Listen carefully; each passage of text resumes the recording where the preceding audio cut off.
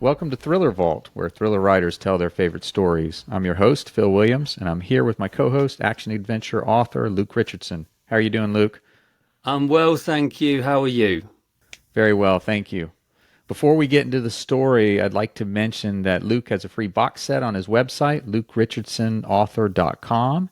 And I have 2 free ebooks on my website, philwbooks.com. If you prefer to listen as you are right now, we also have tons of audiobooks. Just search your audiobook retailer for Luke Richardson or Phil M. Williams. So, Luke, go ahead and you can get right into the story. Great. I'm excited to share this story with you. And Phil, at the end of the story today, I'm not going to ask you whether it's true or not, because it becomes quite clear that it's not true. I'm going to ask you what it's about. Okay, so I'm going to ask you what the story's about, because you could approach this in various different ways. I think a good story you can always sort of approach in different ways. So we'll see what you think when we get to the end of it. I can tell you're excited now to get into this, yeah. No, sounds good. Sounds good. You're currently running 15 minutes behind schedule, the assistant says. The voice is mocking and synthetic. It's calm, reflective, a male voice that sounds soft without an ounce of friendliness. I do my best to ignore it, as usual, but it's there, right between my ears, like always, reminding me of the obvious. I push my way down the stairs and into the Metropolitan Transport. Numbers tumble across the screens announcing the arrival and departure of trains. The screens are obsolete now, really, with the assistants everyone has implanted. The assistant is there to help us with life's little inconveniences every step of the way. At least, that's what the adverts said. What they didn't mention was your inability to silence the damn thing. Ever. You need platform 9, the assistant chirps. Turn left and then follow the passage as far as you can. I know, I mutter. It's not that the information isn't useful. Sure, it's useful. It's just I miss silence. I haven't heard silence for 12 years now, the assistant says, reading my thoughts and delivering the answer before I've even asked the question. You first had me installed over 12 years ago. Of course, I've been upgraded several times since then to deliver more accurate results for you. Will they ever do an update that teaches you when I want some quiet? I think. I'm sorry, I don't understand the question, the assistant says. Would you like me to report this to the development team? No, I hiss, running down the passage now. A front of warm air travels the other way, pushed through the tunnel by one of the thundering trains. You'd have thought, in this day and age, they would have invented a way to make public transport more comfortable. The Metropolitan Railway has been running every day since the early 2020s, the assistant chimes. At the time, it was one of the most technologically advanced public transport systems in the state. I dash down the moving staircase. At least here, with the rushing of passing trains, the assistant isn't too distracting. If you'd like to travel in comfort, the assistant says, I'd recommend considering a private vehicle purchase. That way you can travel in style without even breaking a sweat. Say yes, and I'll start compiling a list for you. I don't know why the assistant says things like this. It knows my financial situation. I can barely afford the apartment, let alone start paying out for private vehicles. Great strides have recently been made in producing affordable private transport, the assistant says. I found an article on the subject. Say yes, and I'll read it to you. I reach platform 9 and stare into the vacant eye of the tunnel. I look at the screen to see when the next train will arrive. As usual, the assistant gets there first. The next train will arrive in 45 seconds. Metropolitan Transport Limited apologise for your wait. Would you like to lodge a formal complaint? Light appears in the tunnel, and a moment later the train roars into the station. It brakes with savage efficiency. I see people standing inside, struggling to stay upright. For a moment I remember the trains of my childhood. They used to have seats which allowed some level of comfort while travelling. Now everyone has to stand. With a government grant allowing you to pay over the next 33% of your life, it's possible for you to be the proud owner of your own private transport solution within the next few hours, the assistant says. I can start the application process now. Me and the others on the platform push inside the already packed train. I wedge myself between one person's elbow and another's back. I seize an unoccupied handle. The train accelerates away at breakneck speed. The oppressive smell inside the train brings back memories of last night. It's hazy, to say the least. "You returned home a little after midnight," the assistant says. "Here's your itemised bill from Pedro's bar. At 18:45, you ordered 500 millilitres of lager. You ordered your second at 19:15. "Stop!" I hiss out loud without realising I'm doing so. I glance around, but no one pays any attention.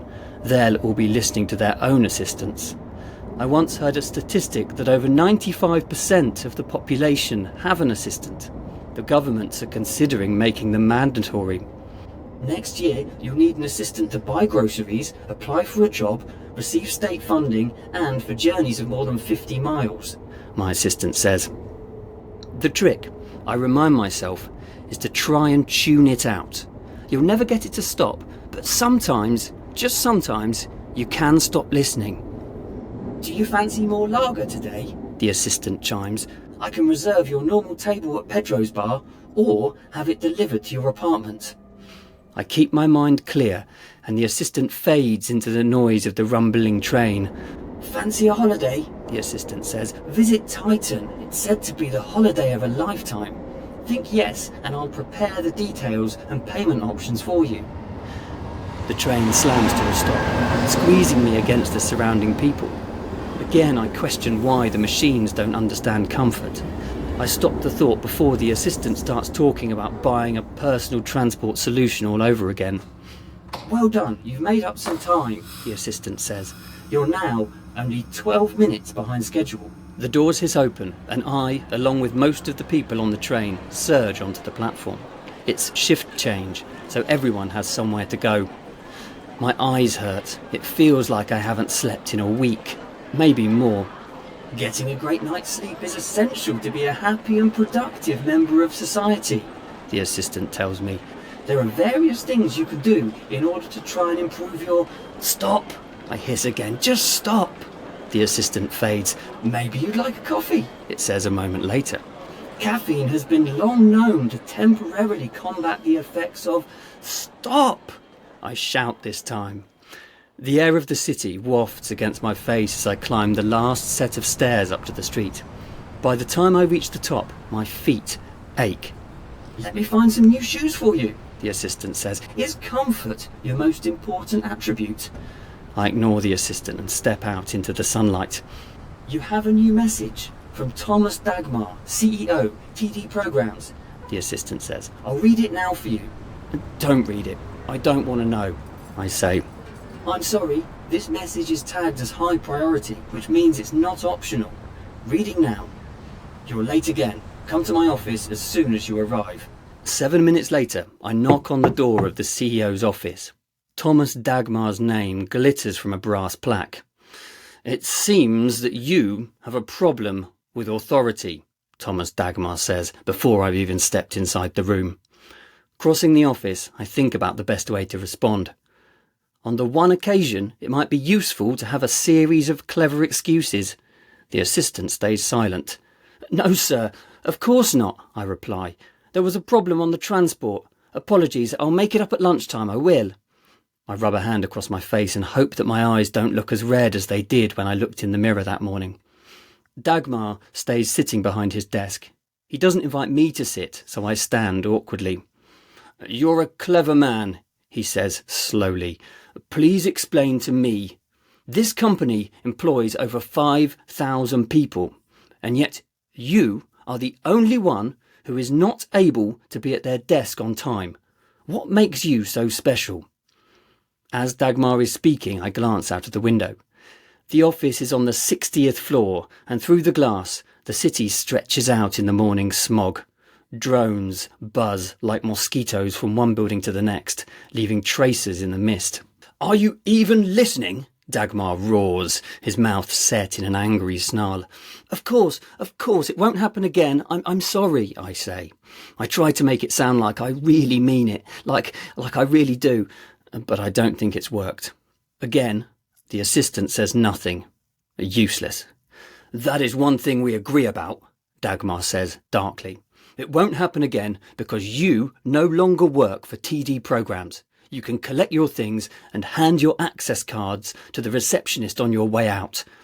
Dagmar's eyes bore into me, willing me to argue. I turn without a word and walk from the corner office. I carry out Dagmar's instructions and think through the implications. I've worked at the company for 5 years. 1,255 days to be exact, the assistant corrects me. For a while, I was one of the company's top programmers. Having been employed straight from training, I was part of the team that created their most successful program. That was before it happened. Initially, they gave me a week in stasis to acclimatise, then prescribed me emotional stabilisers to help me forget. It was all paid for by the company, of course. Dagmar had been nice then, accommodating even. If there's anything we can do, anything you need, let me know, Dagmar himself had said, leading me back to my desk. That night, back at home, I'd asked the assistant to access the subnet for the first time. On the subnet, the assistant can buy anything, from drugs to weapons to sex. I've even heard that you could get someone killed there. That night, I'd asked the assistant to order me something that would help me remember the past. The assistant recommended a drug called Speratin. I threw away the emotional stabilizers and ordered the Speratin. I didn't want to be numb. I wanted to feel. I didn't want to forget. I wanted to remember. Speratin will do that for you, the assistant told me. You can fly and feel at the same time. People say it's just what you need. In the lift down from the 60th floor, I asked the assistant to order alcohol and junk food. Back on the Metropolitan Transport, I had the assistant order 5 batches of Speratin, my old friend. I'll get that over to you right away, the assistant says, as though it's nothing. The subnet thanks you for your order. Back at the apartment, the remains of last night still littered the kitchen. Would you like me to arrange for a cleaner? The assistant says. I sink into the sofa and stare at the wall. The assistant had even helped us choose this place. An up-and-coming neighbourhood, it had said, with great value for money. We'd had 18 happy months here. The window liquidizes and the delivery drone flies in. A rush of warm air circles the small room for a second before the glass solidifies once more. For a moment I can taste the city, antibacterial gas, restaurants, fumes. That's the struggle of 50 million people reduced to one wretched odour. The drone drops the delivery on the table and then zips out back through the window. Important notice, the assistant says. Your employment with TD programs has been terminated. I ignore the assistant and tear open the parcel. I remove the alcohol and the food and then slide the Speratin from its scan-proof package. This time the drug is hiding within a packet of turkey smiles produced from 100% synthetic meat. I'll readjust expenditure for this quarter in line with this update, the assistant says. I slide the Speratin capsule inside the atomizer and place it against my forearm. Without another thought, I press the button. I'll ready your resume and notify the bank, the assistant says. The voice is now a little further away. There's a position you might be interested in at, the assistant says before fading out altogether. I take a breath. All I can hear now is the air streaming into my lungs. I exhale and hear the air passing out through my nose. I wait a moment, half expecting the assistant to interrupt. They don't. It's just silence. I look at the empty cans and packets around the apartment. The assistant doesn't offer to find me a cleaner. I touch my overgrown hair. The assistant doesn't offer to find me a barber. I take another deep breath and revel in it. Silence. I pour myself a drink, lie back on the sofa and let my thoughts flow. They pour out like water from behind a broken dam. I remember us here together. She was in the kitchen making us dinner. I look towards the kitchen now, and without the assistant to interrupt, I can remember the scene as clear as the world around me.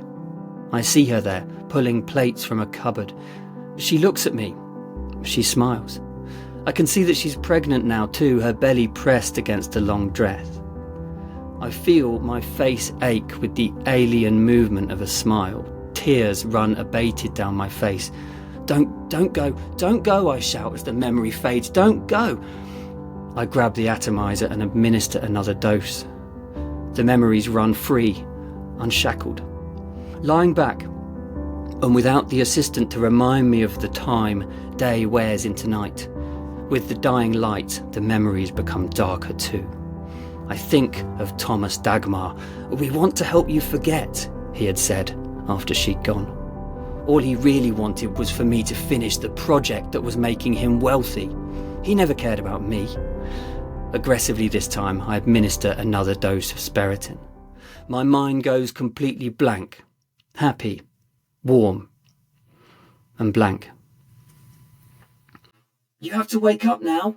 The assistant drags me from my sleep. It doesn't sound as loud or as crisp as usual, but it's still there. I sit up. I'd slept on the sofa. A debris of cans and packets of food lie around me.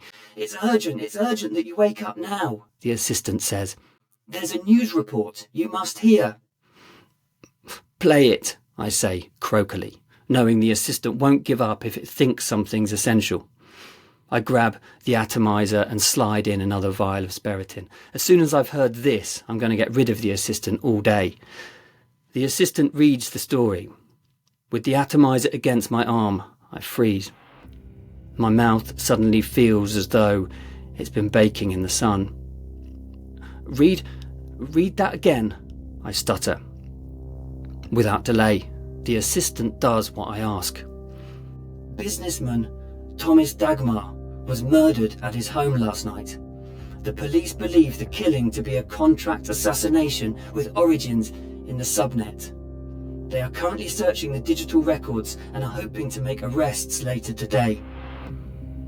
I blink several times. My thoughts move through my mind like a multi-vehicle pile-up, the ones I'd seen in pictures before autonomous vehicles were standardized. My thoughts are so confused, so chaotic, that the assistant doesn't even know what to do. Several minutes pass as I try to piece together what's happened. Did I access the subnet again last night? Could I really have ordered Thomas Dagmar's murder? "There are 2 people at the door," the assistant says. The entry buzzer sounds, echoing harshly through the apartment. I climb unsteadily to my feet and cross to the door. On the way, I steal a glance at myself in the mirror. I look a mess. Red blotches bracket my eyes and my hair is greasy. It's lucky I don't have to go out today. I thumb the button and the lock disengages. I open the door and reveal 2 men standing outside. They must register my confusion because one of them starts to speak. "Sir, we're police officers. We need to ask you some questions about Thomas Dagmar, your former employer." My heart thunders. Do they know about the Spiriton? I close the door, reducing the officer's field of vision as much as possible. I look them up and down. Sure, they look like police officers, but not the type I've seen for a very long time. Their black and blue uniforms are like those out of the cop shows I used to watch decades ago. Maybe I'm wrong. Maybe I'm confused. It could be the Spiriton still working its way out of my system. All these things have side effects. One of the officers steps forward and shoves a boot between the door and the jamb. "You're going to have to come with us," he says. I say nothing, expecting the assistant to give me some advice. Typically, when actually needed, it stays quiet. Unable to see an alternative, I agree. A few hours later, I'm sitting in an interview room. The place, like the officers who brought me here, looks like something from the long past. I can't help but think back to the cop shows I used to watch as a child, as I said. There's a clock on the wall. It's one of those retro ones where the hands move around the face. For what feels like a really long time, I try and work out what the time is. But it's been so long since I read one of those, I can't remember. I bet they don't even teach that in schools anymore. To my right, there's a mirror. I'm certain it's one of those windows that just looks like a mirror from one side. As I say, I really did used to watch a lot of cop shows. The door behind me clicks with the sound of a mechanical lock disengaging. A man walks in. He's a plain clothes detective, but the clothes he's wearing, again, look strangely dated. I actually remember my dad wearing a similar style for work. The doctor seems to think that you're not well, the detective says, taking a seat across the table from me. He says you've not been taking your meds, and as such are not up to this interview. He glances at the mirror on the wall, confirming to me that we're not alone. I wonder who else is behind there. I stay silent and glance down at my hands. I say that's your fault. He points a finger at me as though it's a weapon. You've been given the medication and you've chosen not to take it, so I'm going to proceed with the interview anyway. The detective thumbs a button on the oldest looking recording device I've ever seen.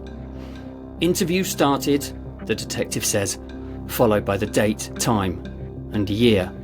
I sit up straight. Shock moves through each of my vertebrae like a lightning strike. Sorry, say that again, I shout, almost banging the table. Interview started June 12th, 2023. Him saying the year slaps me around the face like a physical blow. What do you mean? I'm angry now. I thump the table again.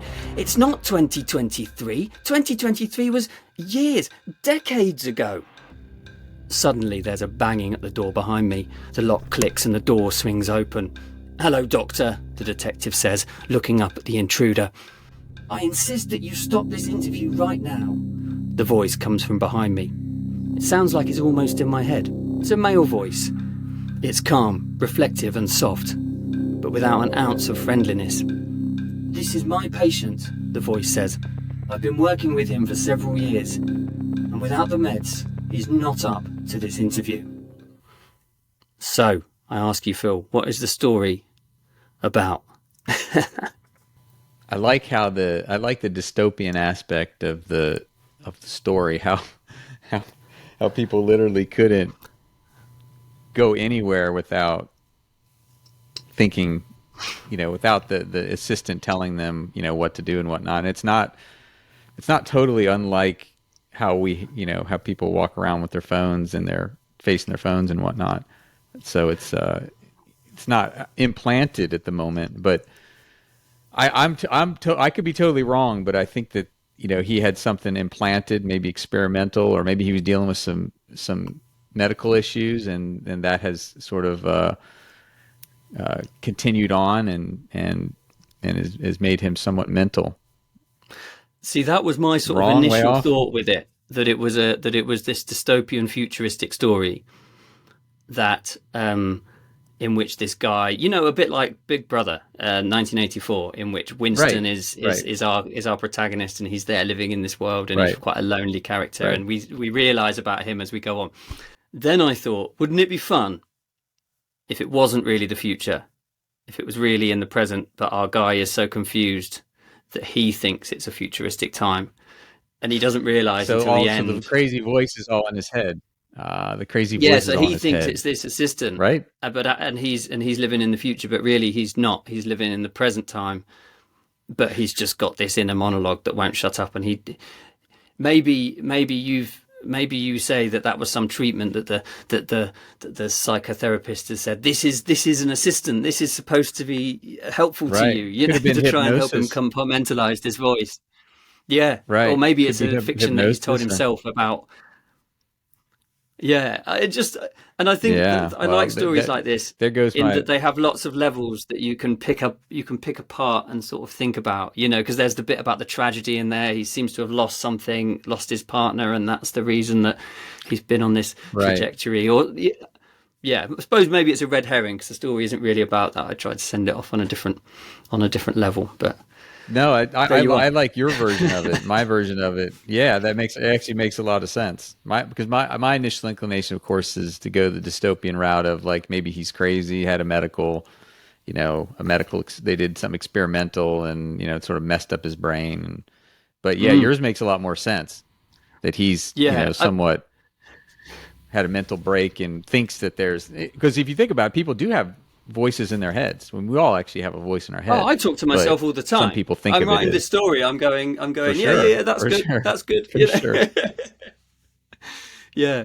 But also, Yeah, it got me yeah. thinking this story, and I don't know if you've ever happened to, when this has ever happened to you, where you've woken up and you've gone, I'm sure this week is supposed to be longer than this, and it's Friday already. Or you look at the calendar and it's the Hmm. 20th of the month, and you're sure it was only the first of the month 2 days ago. Time has this sort of pernicious way of moving that you can't always track. Yeah, Sometimes it goes quick, sometimes it goes slow.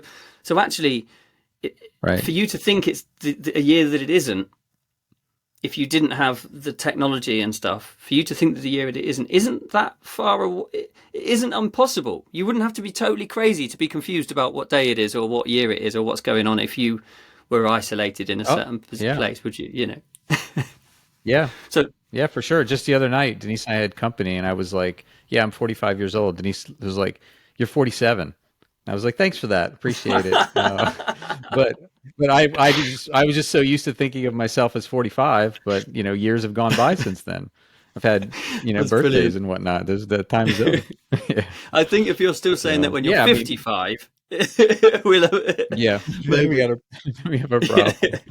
But the other thing about time that's really interesting to me, I actually have a calendar on my wall that is my life in weeks. So I mark off a little box every week, and it shows like all the weeks I've lived on this calendar, and then on the back end of the calendar, it's like I've graded out to the point where is the exact lifespan of a male, and then I've got this, and it's sort of shocking. Like I said, I'm 47 years old, but it's shocking to see this short little white span of time that's left. Mm, There's definitely more of the stuff that's been marked off than, because I think the lifespan of a male is 76 or 77. I can't remember the mm. exact number. But so I've marked off 47, and then I've marked off, I think it was like 90 to 77, and I've got this little window of time left to live. And to me, it puts things in Oh, perspective. What I noticed about getting older is that when I was younger, like let's say I was 10 years old and a year went by, well, that year seemed like a long time. That's 10% of my entire life. Well, let's say at 40 years old, a year goes by. Well, that's a much smaller fraction. What is it like? mm. 2.5% of what was 1 out of 4? Yeah, about 2.5% of my life has gone by as opposed to 10%. So as we get older, time speeds up because our perception is changing as we age. But that's one of the things I think is really kind of interesting about how when we're young, it seems like we have all the time in the world, and then as soon as we get older, the time starts to speed up, and it seems That's like we don't have much interesting, time isn't at it? all. Absolutely. And that's what I wanted to sort of play with this story, that idea of, and also the idea of an unreliable narrator. I don't know. In fact, I've read a couple of your books, Phil, and you do like writing about sort of flawed characters or characters with they've got that they're sort of a unlikable hero in it. Not an unlikable hero. That's not the right way to say it. But you know what I'm Sure, trying to get at. They're sort of your everyman, unlikable but is they're a not bit totally flawed as off. well. Yeah, and I tried Unlikable is that with not this totally guy, off, but that he was an unreliable. We thought he was a reliable narrator in the first half of the story, but it turns out as the more the story yeah, goes, the less reliable he becomes, and how he's taken us on this bit of a journey that isn't perhaps as trustworthy as we think it might be in those first few paragraphs. yeah. See, I was gullible. I was too trustworthy. You had me fooled. Uh, There Anyway, you well, go. thank you so much, Luke, for the story. Appreciate it. It was really good. I actually very much enjoyed dystopian stories, even though this is even more dystopian because the dystopian was directed at me, not actually at the There characters. you go. It's a play on But yeah, I enjoyed dystopian. that very much. Yes. Exactly. So thank you to the audience for listening and watching Thriller Vault. Be sure to like and subscribe, and I hope you all come back next week for another thriller story.